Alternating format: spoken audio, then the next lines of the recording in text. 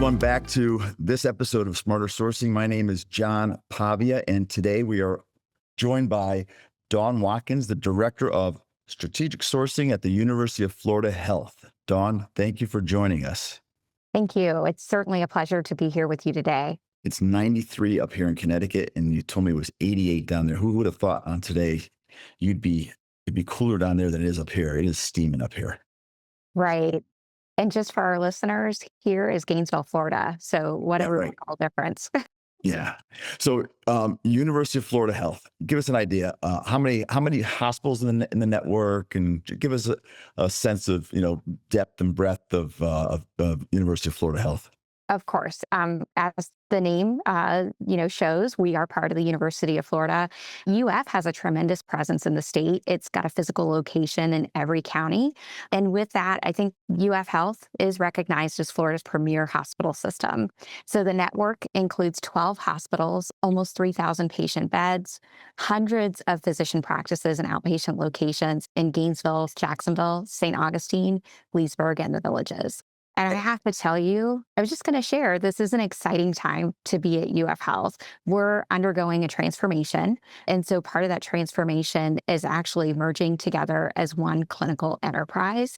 And it's exciting not only as a team member, but also for our sourcing decisions.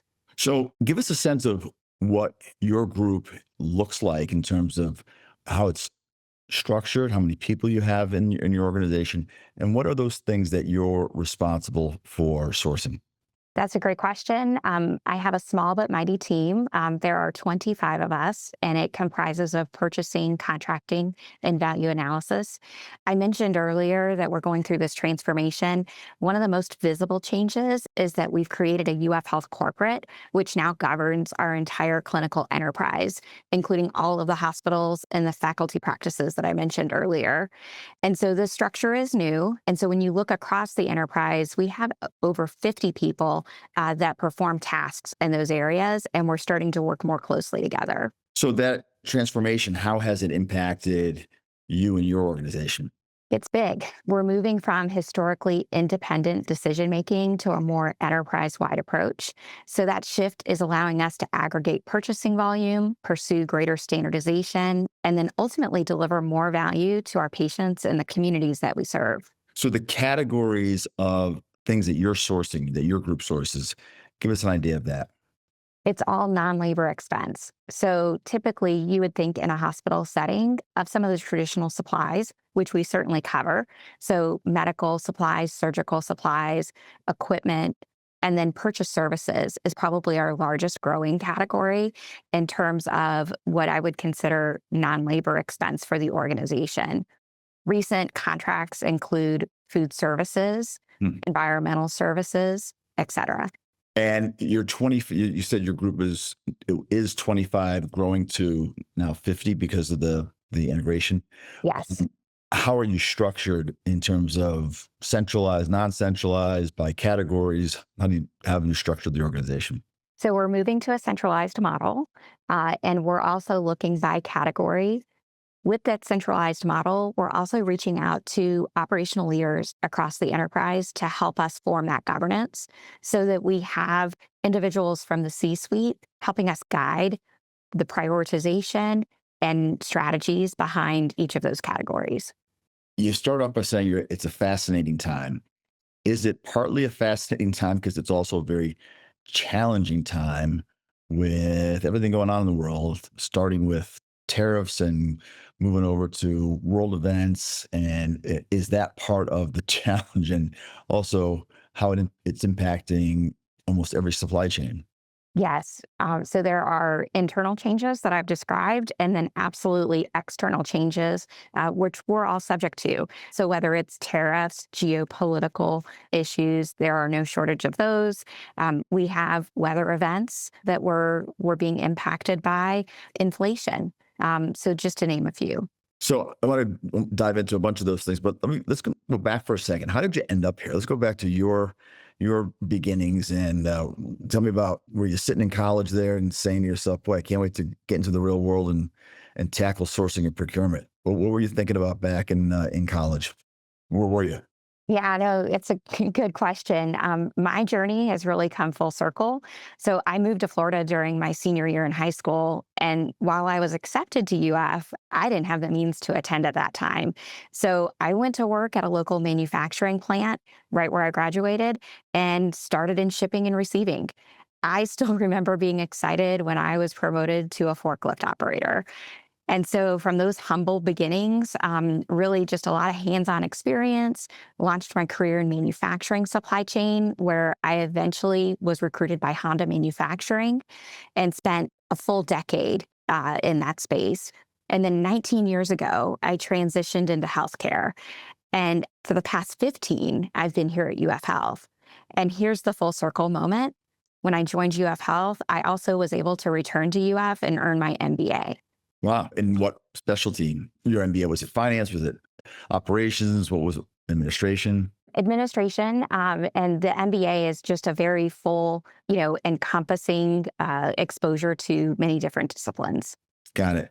So, given your experience, you come to a place where did you come to UF Health by way of a desire to get into the health space, or was just an opportunity that you were looking and the opportunity presented itself and you said, yeah, let me take a shot?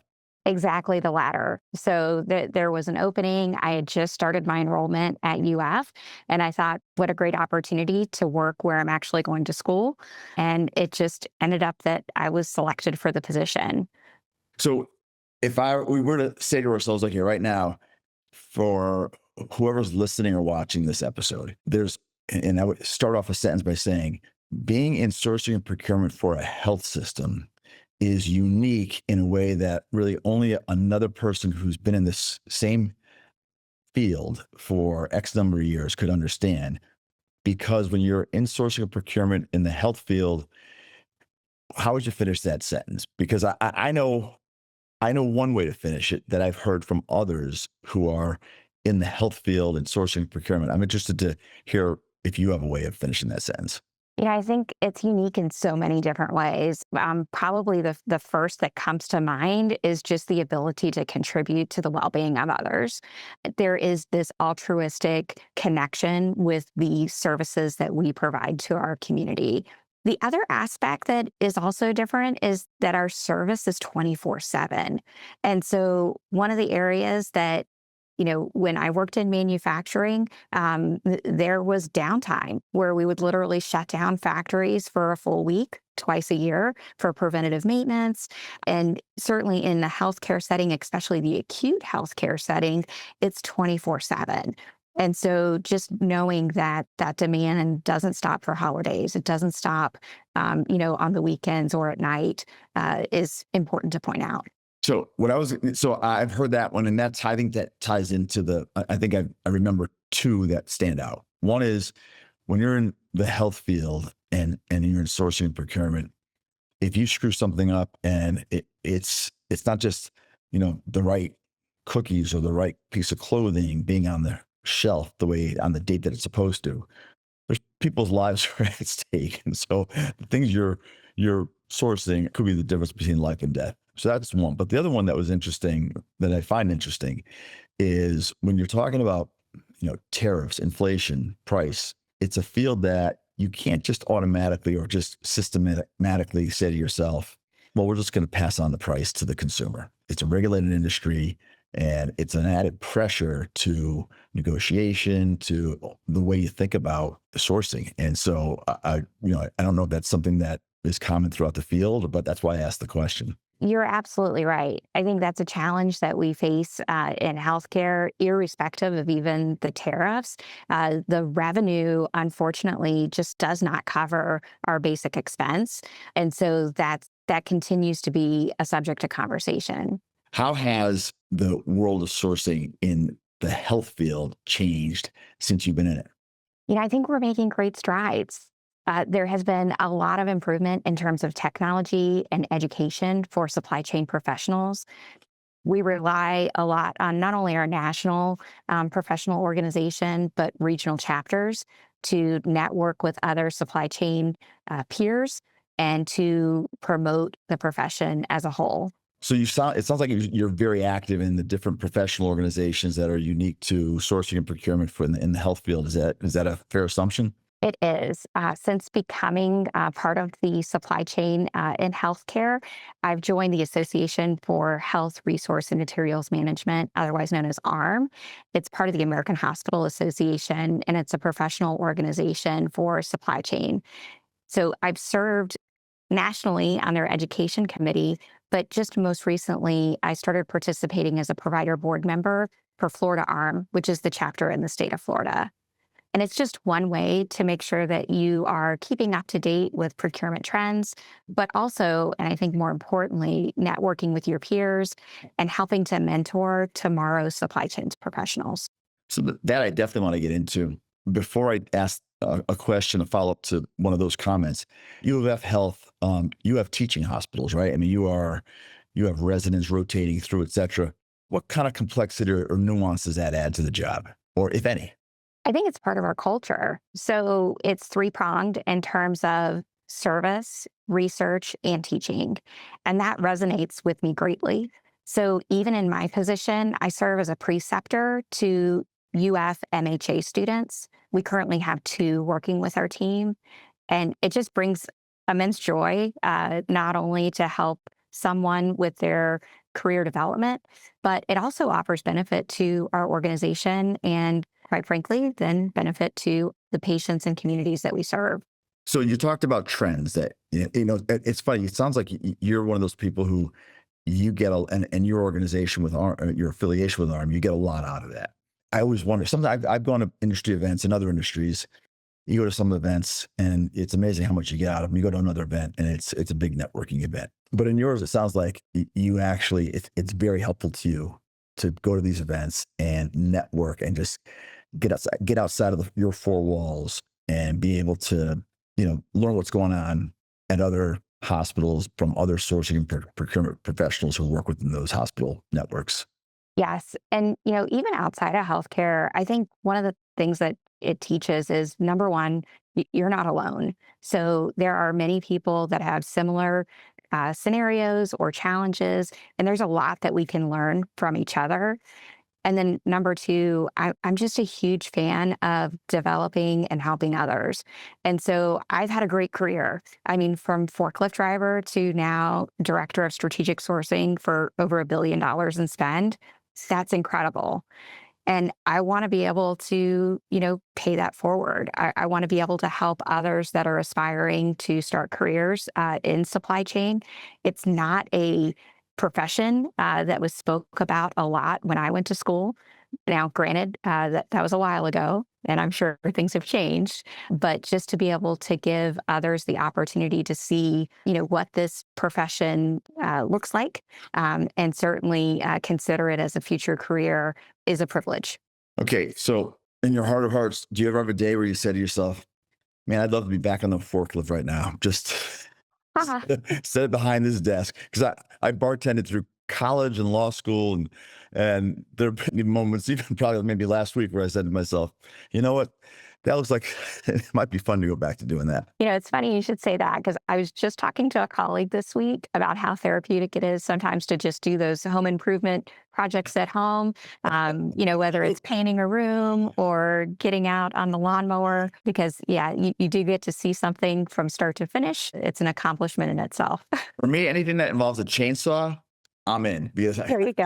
I feel like such a man. Like I accomplished something. It could be just cutting out a branch and I'm good because it involves a chainsaw. It makes me feel better. But you're right, it's therapeutic. So I want to go back to the comment you made about not just the forklift, but your experience at Honda. What were some teachings, some learnings that you would say to yourself, you wouldn't think that this aspect of my job at Honda would have relevance to what I'm doing today, but it really does. And I have my own things I was a prosecutor a long time ago in New York City, and things that have nothing to do with trying a case in New York City have such application in so many different things that I still do today. What would you say? I would say my time at Honda was foundational. It instilled in me a deep respect for process discipline and the importance of removing waste before adding complexity. So it probably comes as no surprise, a lot of process improvement and that type of thinking. One of the lessons that stuck with me and was reinforced during my MBA at UF, one of my professors, Dr. Chang, had a saying that I'll never forget, and that was don't pave the cow paths. In other words, don't just simply automate what already exists. Ask what's truly adding value, what are the valid requirements. And I'm really passionate about efficiency and about process improvement, but I'm more so passionate about the people aspect of it. And I'll just take a moment to explain that when we remove these non value added activities, we allow our teams to work really at the top of their license. It's good for employees, right? Employees, team members, including myself, we want to contribute. We want to add value every day. And so I think that's where, not only is it good for the employees, good for the organization, and ultimately for those we serve to constantly look at how can we make this better and how can we remove waste. So give me an example of how you put that to use in your current role. So we are in love with Visio, but certainly there are other softwares that you can use to map out, processes. And so there's something powerful about staring at a flow chart with others that are involved in that process. It just makes the inefficiencies jump off the page. So a recent, really simple example is how we handle supplier invoice corrections. So if you work in procurement, you've probably experienced a supplier invoicing you at the wrong rate. Mm. It happens for a variety of reasons. Multiple times a day. Yeah, many times. And so traditionally, we request a credit and rebill. Our team then works with accounts payable to delete the original invoice, enter the rebill. The supplier then offsets the $0 balance on the statement. And so our very small aha moment was, hey, instead of deleting the original invoice and entering the rebill, let's just adjust the original invoice to short pay. And it still results in one action needed by the supplier. So we took two actions and reduced it to one. And it's been super helpful. And I know it's not a breakthrough technology, moment. And of course, we want to avoid the incorrect prices to begin with. But it was just a very simple example of how, by putting our heads together, we were able to reduce that one touch point. And I think that it's a small change, but it's those incremental improvements that add up. And I'd even argue they're more powerful than sweeping overhauls, right? Because they're sustainable. And it also teaches the team members to continuously improve and to look for similar opportunities. So you're in a service industry of sorts, and in a service industry, it's all about the customer experience. Can you think of an example where a decision that you made in your group actually had an impact on patient care? Yeah, a recent one I mentioned before was food services. So we worked across the enterprise. This is the first time that we've had one contract, one set of expectations for that outsourced service. And as a result of that, we really took a hard look at patient experience, which is our ultimate customer. And we were able to develop a strong set of key performance indicators or KPIs that we've put in the contract to hold our supplier accountable, but I think more importantly, to standardize our expectations in terms of, what it was that we were looking for from a patient satisfaction standpoint. So did the patients take surveys on the food, how it tasted, what they liked, what they didn't like? Yes, that's part of our regulatory HCAP survey, which every hospital is required to participate in. But I think, it also really made it very important and it communicated the importance to our supply partner that we're entrusting you to provide this important service. I mean, nutrition is extremely important when it comes to the recovery process and the care process. And so to me, like making sure that we align our expectations with the contracts that we're negotiating is extremely important. So the way you're structured, your category stakeholders, I would just like everybody else, so important to get buy-in from them and be aligned with them. How, and I know you touched on this before, how have you put it to practice at U of F Health, making sure that your strategy is aligned with your stakeholders and keeping them involved? In this case, we had a group of incredible operation leaders across each of the hospitals participate. And as I mentioned, we're still transforming into an enterprise. I think of this as scaffolding. So, where we haven't established system wide leaders in every space, we've really gotten a great level of collaboration and cooperation from those that see the future vision, our North Star, if you will, and have just been incredibly helpful in, reaching these successful outcomes. Right. So, given the transformation you've gone through recently, you've probably had to have, and I guess this is more of a question, you've now been introduced to a whole new set of stakeholders that you now have to form relationships with. Yes. And sometimes when we schedule these types of meetings virtually because we're geographically dispersed, it's the first time that some individuals have talked to their peers. So it's such a privilege to be able to have like a front row to those conversations and to really bring people together and to connect the dots. And has your seat, when you said front row seat, has your seat changed? Has it moved up since COVID? No, but we're definitely looking forward to additional changes. I think as our organization continues to grow and finalize some of the centralization of these resources. So you touched on this term of standardization in value analysis. Flesh that out for us. Unpack that comment. What is that? I mean, it sounds self-explanatory, but I want to hear from you. So standardization is really looking at opportunities where we can standardize clinical practice, and through that, we're supporting that with supplies and equipment. And if you can imagine, if you took four, hospitals that were not previously a system, they could be using four different types of bandages, just as an example. Maybe it's four different colors, maybe it's four different brands. And so we have the challenge of identifying where those opportunities are. But of course, with over 100,000 items unique in our system, we're also having to prioritize those because there are more good ideas than resources. And oftentimes that prioritization is driven by a number of factors, including, cost savings opportunities, contract expirations, just general interest, from our healthcare partners. But with that, we're systematically going through and understanding where we have opportunities to use the same products and services, which ultimately reduces variation and also allows us to aggregate our purchasing volume for not just better discounts, but also to help mitigate some of the supply risks associated with sourcing choices.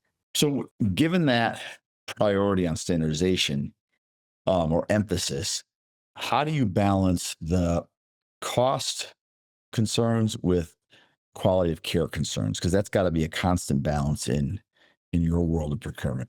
So, a non negotiable with our team is we always involve those key stakeholders, those that are directly involved in the provision of patient care or whatever operation that supplier service is being utilized in.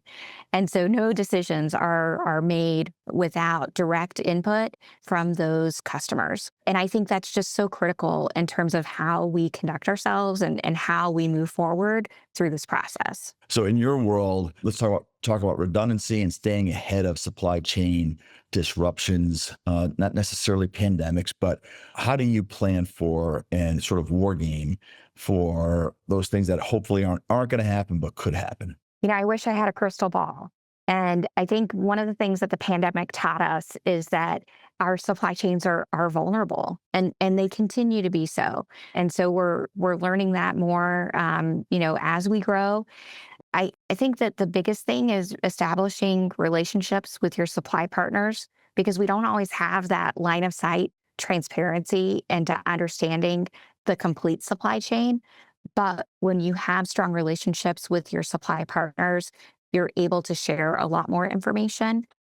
We've also subscribed to some services recently in order to add additional bandwidth to our team and to monitor global events, country of origin, to assess risk of tariffs, for instance. And I think that just adds to our intelligence and allows us to spend more time on taking action and prioritizing that work plan.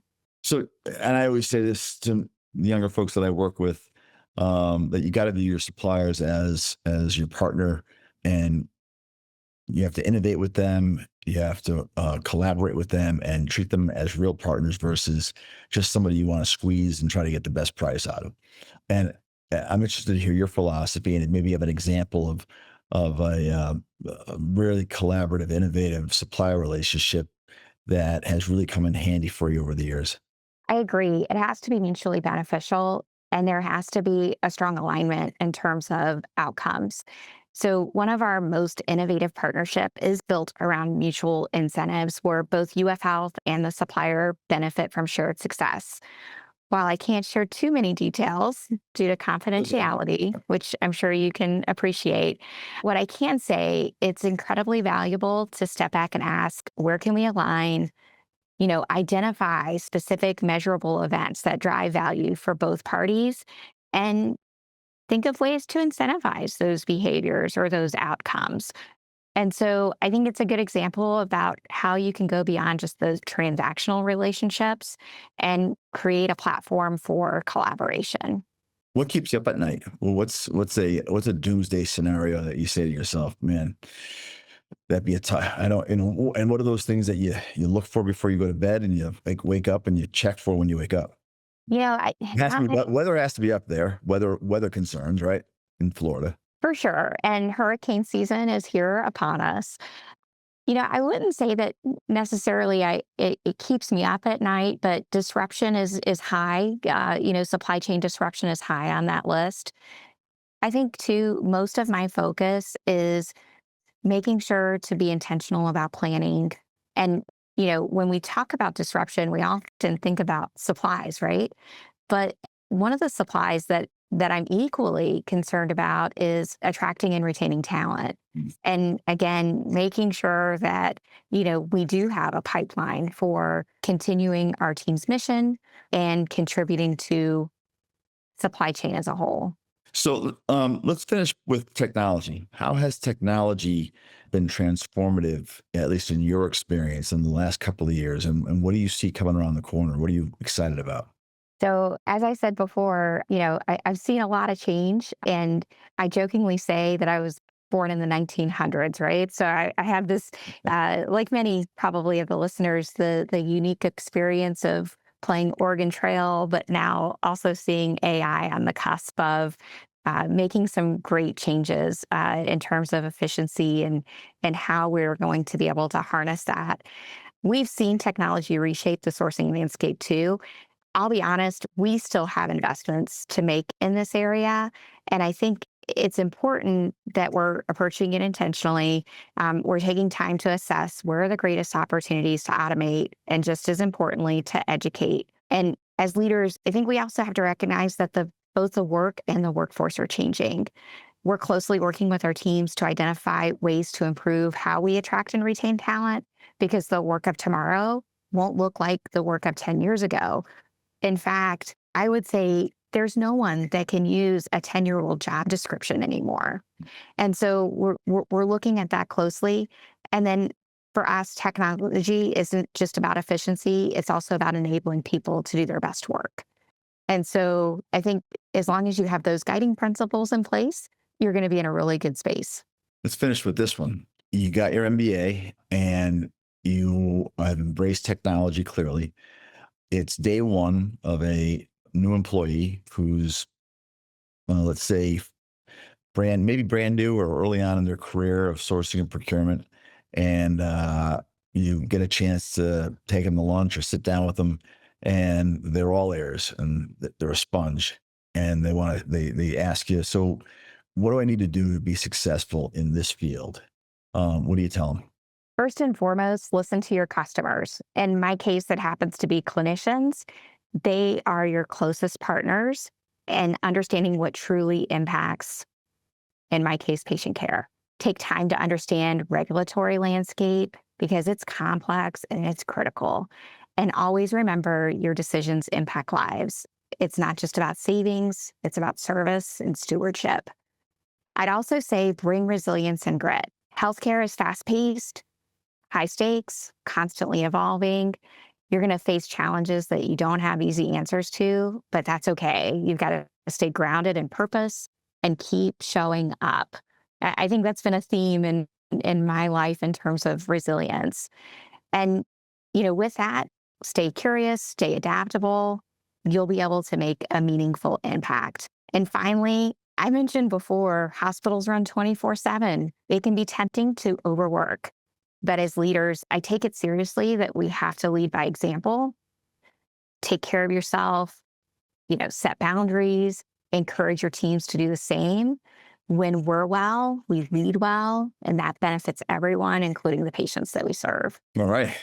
Go Gators. Yes, go Gators. Oh, that's great, man. Do you get to go to football games and some of the big sporting events? I do, yes. And I have to tell you, the vibe here is Oh, just incredible. As you saw with the national championship this year, it's great to be a Gator. that stadium, when that team's on fire, that stadium it is explosive. It's unbelievable. So that's really cool. Listen, hey, this has been great. I really enjoyed our conversation, and I know this was your first podcast. You did great. I hope you enjoyed it. Thank you so much. Incredibly grateful for the opportunity and really enjoyed it. Great. Well done. Thank you very much. And to all our listeners, thanks for tuning in for this episode of Smarter Sourcing. I'm John Pavia, and we'll see you on the next episode. Take care.